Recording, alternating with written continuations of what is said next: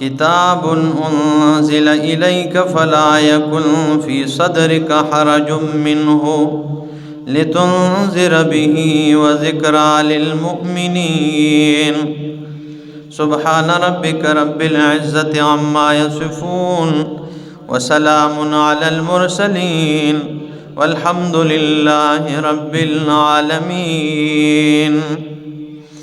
انتہائی معزز سامعین، سورہ اعراف آیت نمبر 1 اور 2 آپ کے سامنے تلاوت کی۔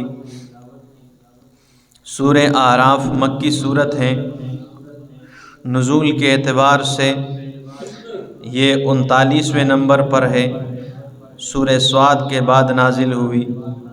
ترتیب مصحفی میں اس کا نمبر 7واں ہے، اس سے پہلے 6 صورتیں ہیں، اور یہ 206 آیات پر مشتمل طویل صورت ہے۔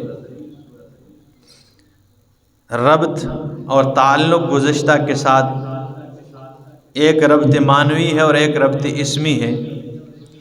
ربط اسمی یہ ہے کہ گزشتہ صورتوں میں سورہ فاتحہ میں فرمایا ایاک نعبد و ایاک نستعین، اے اللہ ہم تیری عبادت کرتے ہیں اور تجھ ہی سے مدد طلب کرتے ہیں۔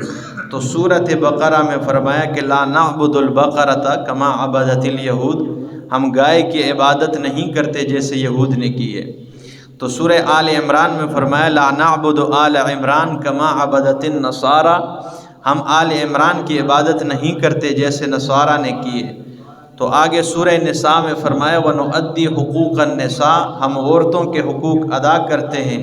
تو سورہ مائدہ میں فرمایا کہ اللہ جب ہم یہ حقوق ادا کرتے ہیں، یہ کام کرتے ہیں، غیر اللہ کی عبادت نہیں کرتے، تو فَأَنزِلْ عَلَيْنَا مَائِدَةً مِّنَ السَّمَاءِ، ہم پہ آسمان سے دسترخوان اتار دے۔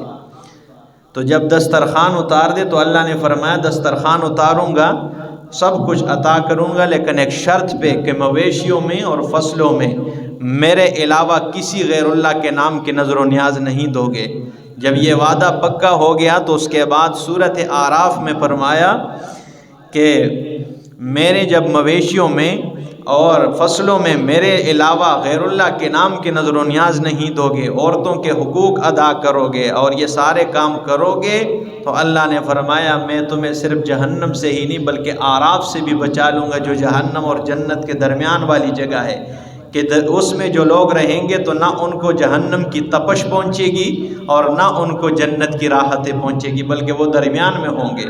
تو اس لیے فرمایا کہ جب یہ سارے کام کرو گے تو پھر تمہیں صرف جہنم سے نہیں اعراف سے بچا کے سیدھا جنت کا وارث بنا دوں گا۔ اب یہ ربط اسمی ہے۔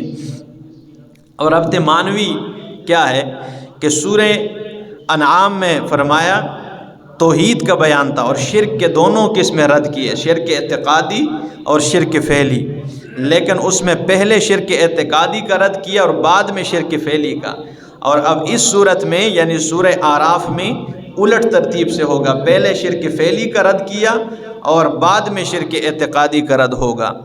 پہلی صورت میں یعنی انعام میں کہا فحاق، آیت 10 میں فحاق بالذین سخروا، گھیر لیا ان لوگوں کو جنہوں نے مذاق کیا تھا۔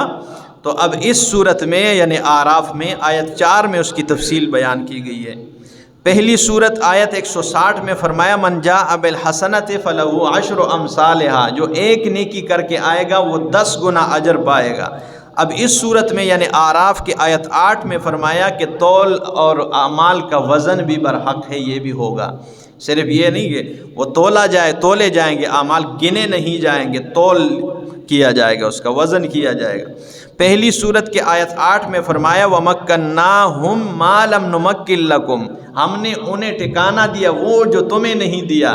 تو اب اس صورت کے آیت 10 میں فرمایا وَلَقَدْ مَكَّنَّاكُمْ فِي الْأَرْضِ، ہم نے تمہیں زمین میں ٹھکانہ دیا۔ پہلے کہا انہیں دیا، اب اس میں آیت 10 میں فرمایا کہ ہم نے تمہیں کیا دیا، زمین میں ٹھکانہ دیا۔ پہلی سورۃ انعام کی آیت 155 میں فرمایا وَهَذَا كِتَابٌ أَنزَلْنَاهُ مُبَارَكٌ، اب اس کی آیت 2 میں فرمایا کتاب انزل الیک، یہ کتاب ہے جو تیری طرف نازل کی گئی ہے میرا پاک پیغمبر۔ امتیازات کے کن وجوہات سے یہ صورت باقی صورتوں سے ممتاز ہے؟ تو یہ صورت ممتاز ہے حضرت آدم علیہ السلام کی تفصیلی واقعے کے ساتھ۔ کہ اس میں تفصیل سے حضرت آدم علیہ السلام کا واقعہ ذکر ہے۔ سورت ممتاز ہے آراف والوں کے بیان سے کہ اس میں آراف والوں کا ذکر کیا گیا۔ یہ سورت ممتاز ہے حضرت موسیٰ علیہ السلام کی تفصیلی واقعے کے ساتھ کہ جس طرح اس میں تفصیل سے بیان ہے باقی کسی سورت میں نہیں۔ سورت ممتاز ہے محرمات خمسہ کے بیان سے، اسی طرح یہ سورت ممتاز ہے لباس کے مقصد کے بیان کرنے سے کہ اس میں لباس کے مقصد کو اللہ رب العزت نے بیان کیا ہے۔ اسی طرح یہ سورت ممتاز ہے اس عالم کی کتے کے ساتھ تشبیہ دینے کے ساتھ جو دین سے اور آیات سے منہ پھیر لے اور دنیا کی طرف مائل ہو جائے، مثلہ کمثل الکلب، جیسے بلعام ابن باعورہ، اس کا ذکر اس صورت میں موجود ہے کہ اللہ نے اس کی تشبیہ کتے سے دیے، کیوں کہ وہ دین سے اور آیات سے پھسل گیا تھا، فانسلخ منہا، ٹھیک ہے نا، اور اس نے دنیا کی طرف اس کا میلان پیدا ہو گیا۔ دعویٰ اس صورت کا 3 دعوے ہیں، پہلا تسلی نبی علیہ السلام کے لیے، دوسرا اتباع ما انزل اللہ، اور تیسرا جو ہے نا توحید کا بیان اور شرک فعلی اور اعتقادی دونوں کی تردید ہے۔ پہلا دعویٰ جو ہے آیت 2 میں موجود ہے، دوسرا دعویٰ آیت 3 میں، اور تیسرا آیت 39 میں۔ خلاصہ ان کا یہ ہے کہ ان تینوں دعووں پر واقعات ذکر کیے جائیں گے، پیغمبروں کے واقعات، مختلف واقعات ذکر کیے جائیں گے۔ اب آئیے، یہ پوری صورت کا خلاصہ ہوتا ہے، یہ ہمارے مشائخ ذکر کرتے ہیں، باقی کوئی نہیں ذکر کر سکتا اس انداز میں، الحمدللہ علی ذالک۔ تو یہ پورے صورت کا خلاصہ ذہن میں آ جاتا ہے کہ اس صورت میں ہے کیا، یہ کن وجوہات سے باقی صورتوں سے ممتاز ہے اور اس میں کیا بیان ہے، تو وہ بندے کے ذہن میں وہ نقشہ آ جاتا ہے۔ آئیے ترجمے کی طرف، فرمایا الف لام میم صاد، یہ حروف مقطعات ہے، ان کا مراد اللہ ہی جانتا ہے، اور اس کی میں نے وجہ بھی بتائی۔ ہمارے شیخ فرماتے ہیں کہ جب قرآن کو بیان کرنے کے لیے بیٹھ جائیں، یہ ایک وجہ، یہ کافی وجوہات علماء نے ذکر کی ہے کہ جب قرآن بیان کرنے کے لیے عالم بیٹھتا ہے تو شیطان آ کے ذہن میں ڈالتا ہے کہ قرآن پر صرف تجھے عبور حاصل ہے، قرآن تو ہی سمجھا ہے۔ تو یہ تکبر اور غرور توڑنے کے لیے یہ الفاظ آتے ہیں کہ شروع میں ہی فرمایا الف لام میم صاد، یہ تیرا کوئی کمال نہیں ہے، یہ تجھے جو علم دیا ہے یہ میں اللہ نے تجھے عطا کیا ہے، تیرا اپنا کوئی کمال اتنا بھی نہیں ہے، تیرے اندر اتنی بھی طاقت نہیں ہے کہ الف لام میم صاد کا معنی بتا سکے، تجھے تو اپنی اتنی طاقت نہیں ہے، یہاں پہ تیری تو غرور خاک میں مل جاتا ہے۔ تو فرمایا الف لام میم صاد، یہ حروف مقطعات ہیں، ان کا مراد اصلی اللہ ہی جانتا ہے۔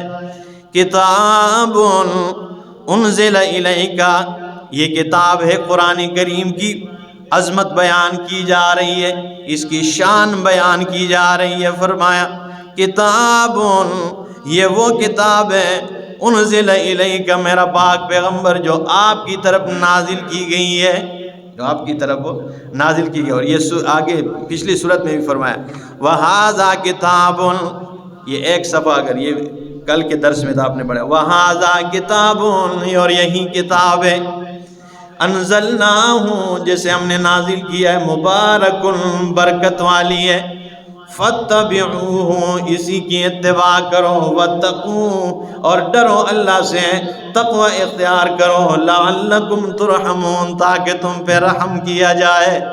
اسی میں پنہا ہے یہ چیز ہے کہ تم پہ اگر رحم کے طلبگار ہو تو قرآن کی اتباع کرو۔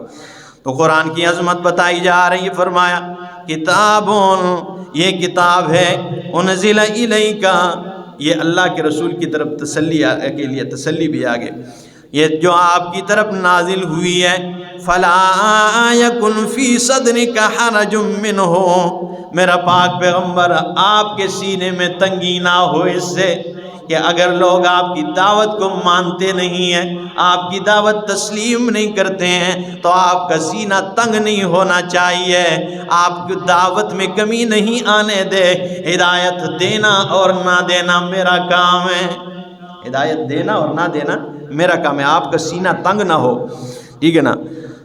فرمایا لِتُنذِرَ بِهِ، یہ کتاب ہم نے نازل اس لیے کیا ہے میرا پیغمبر، لِتُنذِرَ بِهِ، تاکہ تو اس کے ذریعے ڈرائے، وَذِكْرَى لِلْمُؤْمِنِينَ، اور ایمان والوں کے لیے نصیحت ہے۔ اللہ خود فرماتے ہیں کہ یہ سب سے بڑی نصیحت ہے. لوگوں تم کس چیز سے نصیحتیں حاصل کر بیٹھے ہو؟ فرمایا لِتُنذِرَ بِهِ، تاکہ تو اس کے ذریعے لوگوں کو ڈرائے، شرک کے برے انجام سے ڈرائے، جہنم کی ہولناکی سے ڈرائے، وَذِكْرَىٰ لِلْمُؤْمِنِينَ، اور نصیحت ایمان والوں کے لیے. اتبعوا ما انزل الیکم من ربکم، یہ دوسرا دعویٰ ہے. فرمایا اتباع کرو. اتبعوا میں نے آپ کو بتایا ہے کہ طبیعہ عربی زبان میں گائے کے بچے اور بچی کو کہا جاتا ہے طبیعہ، ٹھیک ہے نا. اتبعوا یہ اسی لفظ سے، تو اس کو طبیعہ اس لیے کہتے ہیں کہ یہ جب اپنی ماں کو دیکھتا ہے تو یہ انتظار نہیں کرتا ہے، یہ سوچتا نہیں ہے، یہ بچہ فوراً اپنی ماں کے پیچھے دوڑ جاتا ہے. اللہ نے قرآن کے لیے اتبعوا کا لفظ اس لیے استعمال کر دیا ہے کہ جیسے وہ بچہ انتظار نہیں کرتا ہے، سوچتا نہیں ہے. لوگوں دنیا میں جس کے پیچھے بھی چلنا ہے سوچ کے چلنا ہے، ذرا انتظار کر کے چلنا ہے. لیکن جہاں میرا قرآن آ جائے وہاں سوچنے کی ضرورت نہیں ہے، انتظار کرنے کی ضرورت نہیں ہے، بلکہ اس بچے کی طرح فوراً دوڑ جایا کرو، قرآن کو اپنے سینے سے لگا لیا کرو. اس لیے یہ اتبع کا لفظ، قرآن کے ہر لفظ میں ایک فلسفہ چھپا ہوا ہوتا ہے. تو فرمایا اتبعوا ما انزل الیکم، تابعداری کرو، اتباع کرو اس کی جو تمہاری طرف نازل ہوئی ہے، من ربکم تمہارے رب کی طرف سے. ولا تتبعوا من دونہ اولیاء، اور نہ اتباع کرو اس کے علاوہ اولیاء اور کارساز کی، اور کارسازوں کی، اور جن لوگوں کی اتباع نہ کرو، اور چیزوں کی اتباع نہ کرو. قلیلا ما تذکرون، بہت ہی تھوڑے ہو، ما بہت زیادہ تھوڑے ہو، تذکرون جو تم نصیحت حاصل کرتے ہو. ما علماء مانا کرتے ہیں ماں کا کہ اور زیادہ پکا کرنے کے لیے کہ قلیلاً بہت تھوڑے، ماں بہت زیادہ تھوڑے ہو، تذکرون جو تم نصیحت حاصل کرتے ہو. وَكَم مِّن قَرْيَةٍ أَهْلَكْنَاهَا، اور کتنی ہی بستیاں ہیں تم دیکھ رہے ہو، أَهْلَكْنَاهَا جنہیں ہم نے ہلاک کر دیا ہے. فَجَاءَهَا بَأْسُنَا بَيَاتًا، بس آیا ان کے پاس ہمارا عذاب بیاتن، رات کے وقت وہ سوئے ہوئے تھے، ٹھیک ہے نا. بیاتن، بیت یہ رات کو کہتے ہیں. تو فرمایا کتنی بستیاں ہیں تم نے دیکھی ہیں، تم نے ان کے بارے میں سنا ہے. فَجَاءَهَا بَأْسُنَا بَيَاتًا، بس آ گیا ان کے پاس ہمارا عذاب رات کے وقت اندھیرے میں. او ہم قائلون، یا وہ دن کے وقت خیلولہ کرنے والے تھے. قائل یہ وہ کہنے والے، کہنے سے نہیں، قول سے نہیں ہے، یہ قائل قیلولہ سے دن کو، ٹھیک ہے نا، کہ جب کھانا کھا لے اس کے بعد پھر بندہ دن کے وقت 12 بجے کے ٹائم قیلولہ کرتا ہے، آرام کرتا ہے. تو فرمایا یا تو یہ رات کے وقت سوئے ہوئے تھے یا دن کے وقت قیلولہ میں تھے کہ ہمارا عذاب ان پہ برپا ہو گیا. فما کان دعواہم، پس نہیں تھی ان کی پکار، اذ جاءہم جب آیا ان کے پاس، بأسنا ہمارا عذاب، الا ان قالوا مگر یہ کہ انہوں نے کہا، انا کنا ظالمین، ہم ہی ظالم ہیں. ان کی پکار اللہ فرماتے کوئی نہیں تھی، بلکہ انہوں نے خود اپنے یہ خود گواہی دی کہ انا کنا ظالمین، ہم ہی ظالم ہیں. فَلَنَسْأَلَنَّ الَّذِينَ أُرْسِلَ إِلَيْهِمْ، اللہ فرماتے ہیں ضرور بضرور ہم سوال کریں گے ان لوگوں سے، أُرْسِلَ إِلَيْهِمْ جن کی طرف رسول مبعوث کیا گیا ہے. ضرور بضرور ان لوگوں سے کیا کریں گے؟ سوال کریں گے جن کی طرف رسول کو بھیجا ہے. میں نے آپ کو کہا تھا قرآن کی تفسیر کے 4 درجے ہیں. پہلا درجہ قرآن تفسیر القرآن بالقرآن، کہ قرآن کی تفسیر خود قرآن ہی سے کی جائے. سب سے پہلا درجہ اگر قرآن کی تفسیر کرنی ہے تو آپ کو چاہیے کہ قرآن کی، ہمارے مشائخ جو ہے سب سے پہلے درجے کو زیادہ ترجیح دیتے قرآن کی تفسیر خود قرآن سے کی جائے. اس لیے جو ہمارے علماء کرام قرآن کے حوالے دیتے ہیں ایک جگہ سے دوسرے جگہ سے تیسرے جگہ سے حوالے نکالتے ہیں، الحمدللہ یہ امتیاز ہے ان لوگوں کے اور ان علماء کی. اور اشاعت التوحید و سنت کے علماء کی امتیازی شان ہے کہ وہ قرآن کی تفسیر خود قرآن سے کرتے ہیں. اگر یہاں اجمالی بات ذکر ہے دوسرے مقام پہ اس کی تفصیل موجود ہوتی ہے، وہ آپ کو نہیں پتہ ہوتا ہے لیکن انہیں معلوم ہوتا ہے کہاں پہ تفصیل ہے. تو یہاں فرمایا فَلَنَسْأَلَنَّ الَّذِينَ أُرْسِلَ إِلَيْهِمْ، ضرور بضرور سوال کریں گے ان لوگوں سے جن کی طرف رسول مبعوث کیا گیا ہے۔ یہ میرے سامنے 20واں پارہ ہے اور سورۃ قصص ہے، آیت نمبر 65 میں فرمایا، سورہ قصص آیت 65 ہے، فرمایا وَقِيلَ ادْعُوا شُرَكَاءَكُمْ، اور کہا جائے گا ادعوا بلاؤ شرکاءکم اپنے شریکوں کو، فدعوہم پس پکاریں گے انہیں بلائیں گے، فلم یستجیبوا لہم پس وہ انہیں آواز نہیں جواب نہیں دیں گے، ورأوا العذاب اور دیکھ لیں گے وہ عذاب کو، لو انہم کانوا یہتدون کاش کہ یہ ہدایت پر چل جاتے، ہدایت یافتہ ہوتے۔ آگے جو آیت 65 فرمایا وَيَوْمَ يُنَادِيهِمْ، اور جس دن آواز دیا جائے گا انہیں، فَيَقُولُ مَاذَا أَجَبْتُمُ الْمُرْسَلِينَ پس کہا جائے گا تم نے رسولوں کو کیا جواب دیا ہے۔ یہ دیکھیں تفصیل موجود ہے نا، کیا سوال ہوگا آپ کے ذہن میں؟ سوال ہوگا کہ جو آج والی آیت ہے، اللہ فرماتے ہیں فَلَنَسْأَلَنَّ الَّذِينَ أُرْسِلَ إِلَيْهِمْ، ضرور بضرور سوال کریں گے ان لوگوں سے جن کی طرف رسول بھیجا گیا ہے۔ یہاں فرمایا ان سے سوال کس انداز میں کیا جائے گا، فرمایا یوم ینادیہم فیقول ماذا اجبتم المرسلین، تم نے رسولوں کو کیا جواب دیا ہے بتاؤ ذرا۔ اللہ خود سوال کرے گا، بتاؤ ذرا میرے رسول آئے تھے تمہارے پاس، کیا تم نے جواب دیا تھا، کیا کہا تھا؟ اللہ اکبر۔ تو فرمایا فَلَنَسْأَلَنَّ الَّذِينَ، ضرور بضرور ہم سوال کریں گے ان لوگوں سے، اُرْسِلَ إِلَيْهِمْ جن کی طرف رسول بھیجا گیا ہے، رسول بھیجے گئے ہیں، ٹھیک ہے نا، ان سے سب سے سوال کریں۔ وَلَنَسْأَلَنَّ الْمُرْسَلِينَ، اور صرف لوگوں سے ہی نہیں بلکہ رسولوں سے بھی سوال ہوگا، رسولوں سے بھی کیا ہوگا؟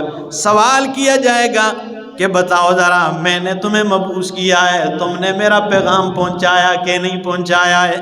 تو یہ میرے سامنے سورۃ مائدہ ہے، آیت نمبر 109 پارہ نمبر 7 میں فرمایا، سورہ مائدہ پارہ نمبر 7 اور آیت 109 ہے۔ یہ فرمایا یوم یجمع اللہ الرسل، جس دن اللہ سارے رسولوں کو جمع کرے گا، فیقولو کہے گا ماذا اجبتم، تمہیں لوگوں نے کیا جواب دیا ہے۔ پہلی آیت میں لوگوں سے پوچھا جائے گا تم نے رسولوں کو کیا جواب دیا، یہاں رسولوں سے سوال ہوگا کہ ماذا اجبتم، کیا جواب دیا لوگوں نے تمہیں؟ قالو، تو وہ کہیں گے لا علم لنا، ہمیں کوئی پتہ نہیں ہے، انک انت علام الغیوب، بے شک اللہ تو ہی غیب کا علم رکھنے والا ہے۔ اللہ کو تو پتہ ہوگا کہ لوگوں نے کیا جواب دیا، رسولوں نے کیا کہا، لیکن سوال ہوگا کہ کیا جواب دیا لوگوں نے۔ رسول کہیں گے ہماری وفات اور چلے جانے کے بعد ہمیں کوئی پتہ نہیں ہے، تجھے پتہ ہے اللہ، ٹھیک ہے نا، کہ انہوں نے کیا کیا ہے، ہمارے دین پہ شریعت جو اللہ نے ہمیں حوالے کی تھی اس پہ عمل پیرا ہوئے یا نہیں ہے، اس کے بارے میں ہماری وفات کے بعد ہمیں کوئی پتہ نہیں ہے۔ تو فرمایا یوم یجمع اللہ الرسل فیقول ماذا اجبتم قالوا لا علم لنا انک انت علام الغیوب۔ تو یہاں بھی فرمایا فَلَنَسْأَلَنَّ الَّذِينَ أُرْسِلَ إِلَيْهِمْ وَلَنَسْأَلَنَّ الْمُرْسَلِينَ، یا اس سے وہ گواہی مراد ہے کہ قیامت والا دن آئے گا، اللہ نے فرمایا میرا پیغمبر آپ کو میں امت پہ گواہ بنا کر بھیجوں گا، جس دن ہم ہر امت سے گواہ اکٹھے کریں گے، ٹھیک ہے نا، اور تجھے پھر گواہ بنائیں گے امت والوں پر۔ تو یہ کیا معاملہ ہوگا، اس سے اس کی طرف بھی اشارہ ہے کہ سارے انبیاء کرام کو اکٹھا کر دیا جائے گا، ساری امت اکٹھی ہو جائے گی، اللہ سوال کریں گے بتاؤ ذرا میرے رسولوں نے میرا پیغام پہنچایا کہ نہیں؟ تو ساری امت والے انکار کر جائیں گے کہ اللہ ہم تک تو تیرے نبیوں نے پیغام نہیں پہنچایا، نبی کہیں گے ہم نے پہنچایا، اللہ انہوں نے ظالموں نے مانا کوئی نہیں ہے۔ تو اللہ فرمائیں گے تمہارے پاس کوئی گواہ ہے کہ نہیں؟ نبیوں سے کہا جائے گا کہ تم نے اگر پہنچایا تمہارا دعویٰ یہ ہے، یہ تو منکر ہے کہ بھائی نہیں پہنچایا، تمہارے پاس دعویٰ جو مدعی ہوتا ہے دلیل ہونی چاہیے، گواہ ہونا چاہیے، کیا گواہ ہے، کون گواہ ہے؟ وہ کہیں گے اللہ آخری امت گواہ ہے، یعنی امت محمدیہ گواہ ہے۔ تو امت محمدی کو بلایا جائے گا، ہم اور آپ لوگوں کو بلایا جائے گا، بتاؤ ذرا یہ رسول سچ کہتے ہیں، انہوں نے پیغام پہنچایا۔ امت محمدیہ ڈٹ کے کھڑے ہو جائیں گے، کہیں گے اللہ واقعی انہوں نے تیرا پیغام پہنچایا ہے، برحق پہنچایا ہے، لیکن ان ظالموں نے انکار کیا ہے، مانا کوئی نہیں۔ تو وہ لوگ کہیں گے پچھلی امتوں والے، ان کا یہ سوال بنتا بھی ہے کہ اللہ یہ تو ہمارے دور میں تھے ہی کوئی نہیں، یہ تو بعد میں آنے والے، کوئی 1000 سال کے بعد آیا ہے، کوئی 2000 سال کے بعد آیا ہے، کوئی 3000 5000 سال کے بعد آنے والے ہیں، ان کو کیا پتہ ہے ہمارے بارے میں۔ تو آخری امت محمدیہ کہے گی اللہ ان کی بات اعتراض ٹھیک ہے کہ ہم ان کی دور میں نہیں تھے، لیکن گواہی دو طرح کی دی جاتی ہے، یا تو گواہی دیکھ کے دی جاتی ہے یا یقین سے دی جاتی ہے۔ اے اللہ ہمیں اپنے آنکھوں کے مشاہدے اور دیکھے پر اتنا یقین نہیں ہے جتنا تیرے قرآن اور تیرے پیغمبر کے فرمان پر یقین ہے۔ اور تیرے قرآن نے اور تیرے نبی نے بتا دیا کہ پچھلے نبیوں نے مسئلہ حق بیان کیا تھا، لوگوں نے نہیں مانا۔ 950 سال حضرت نوح علیہ السلام ایک کلمے کی دعوت دیتے رہے اور ایک مسئلہ توحید کی لا الہ الا اللہ، لیکن 8 بندوں نے تسلیم کیا۔ یہ ہمیں بتا دیا تھا تیرے قرآن نے اور تیرے نبی نے، ہمیں اپنے دیکھے پر اتنا یقین نہیں جتنا تیرے قرآن اور تیرے نبی کے فرمان پر یقین۔ تو اس سے اس کی طرف بھی اشارہ ہے، فرمایا وَلَنَسْأَلَنَّ الْمُرْسَلِينَ، اور ضرور بضرور ہم سوال کریں گے رسولوں سے، فَلَنَقُصَّنَّ عَلَيْهِمْ بِعِلْمٍ، البتہ ضرور ہم بیان کریں گے ان پر بعلم، علم کے ساتھ، وَمَا كُنَّا غَائِبِينَ، اور نہیں تھے ہم غائب، وَالْوَزْنُ يَوْمَئِذٍ الْحَقُّ، اور وزن اعمال کا اس دن حق ہے، فَمَنْ ثَقُلَتْ مَوَازِينُهُ، بس جس کا پلڑا بھاری ہو گیا، فَأُولَئِكَ، یہی لوگ ہیں، هُمُ الْمُفْلِحُونَ، کامیاب ہونے والے، وَمَنْ خَفَّتْ مَوَازِينُهُ، اور جس کا پلڑا ہلکا بن گیا، کم پڑ گیا، فَأُولَئِكَ، یہی لوگ ہیں، الذین خسروا انفسهم، جنہوں نے اپنی جانوں کو نقصان میں ڈال دیا ہے، بما کانوا بآیاتنا یظلمون، بوجہ اس کے کہ انہوں نے ہماری آیتوں سے ظلم کیا ہے، ہماری آیتوں کے ساتھ کیا کرتے تھے؟ ظلم کرتے تھے۔ وَلَقَدْ مَكَّنَّاكُمْ فِي الْأَرْضِ، البتہ تحقیق ہم نے تمہیں ٹھکانہ دیا زمین میں، وَجَعَلْنَا لَكُمْ مَعَائِشَ فِيهَا مَعَائِشَ، اور ہم نے بنایا تمہارے لیے اس میں معائشہ، گزران کا ذریعہ بنایا ہے، قَلِيلًا مَا تَشْكُرُونَ، بہت تھوڑے ہو جو تم شکر گزار بنتے ہو۔ میں نے بہت تمہیں زمین میں ٹھکانہ دیا، تمہیں ذریعہ معاش دیا، لیکن قلیلا ما تشکرون، تم میں شکر گزار کیا ہے بہت تھوڑا۔ اس لیے نوح علیہ السلام نے فرمایا تھا ذریۃ من حملنا مع نوح وقلیل، انہوں نے کیا اللہ نے فرمایا وقلیل من عبادی الشکور، اعملوا آل داؤد شکرا، اے آل داؤد شکر بجا لاؤ، وقلیل من عبادی الشکور، میرے بندوں میں شکر گزار بہت تھوڑے ہیں۔ یہاں پر بھی فرمایا قلیلا ما تشکرون، بہت تھوڑے ہو جو تم شکر ادا کرتے ہو۔